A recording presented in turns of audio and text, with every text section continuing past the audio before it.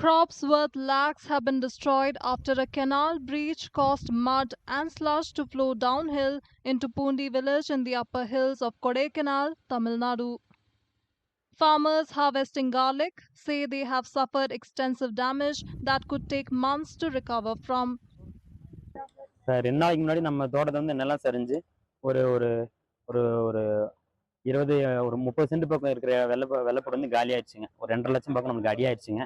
மேலே வந்து குடிநீர் வாய்க்கால் வந்து சரியா கவனிப்பு இல்லாதனால இந்த மாதிரி ஆயிடுச்சுங்க. வனத்துறை வந்து இன்னும் எதுவும் நம்மளுக்கு வந்து கேட்கலைங்க. அவங்க வந்து கேர்லெஸ்ஸாக இருக்கிறாங்க. அவங்க என்ன வந்து இன்னும் கேட்கல.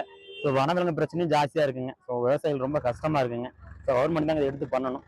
நானும் அண்ணனும் இந்த மாதிரி வெள்ளப்பட்டு எடுக்கிறதுக்காக தான் அங்கே இருந்தாங்க. நல்ல வேலைங்க 1 மணி நேரத்துக்கு முன்னாடி வீட்டுக்கு வந்தோம். இல்லைன்னா உயிர் சேதமே ஆயிருக்குங்க. அந்த அளவுக்கு கொஞ்சம் பரவாயில்லைங்க. இருந்தாலும் கொஞ்சம் கவர்மெண்ட் இதை எடுத்து சீரியஸ் எடுத்து பார்க்கணுங்க. கிட்டத்தட்ட மரங்கள் வந்து அழிக்கப்படுறதுனால இந்த நிலச்சரிவுகள் ஏற்படுது சார். காட்டேஜ் அது இதுன்னு சொல்லி இந்த நிலவளங்களை அழிக்கிறதுக்கு இது ஒரு முன்னுதாரணம் sir.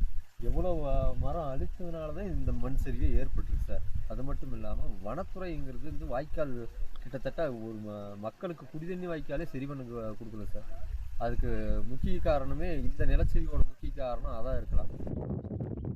Farmers warn that unless swift action is taken to address the issue, crop losses could become a recurring threat in the region.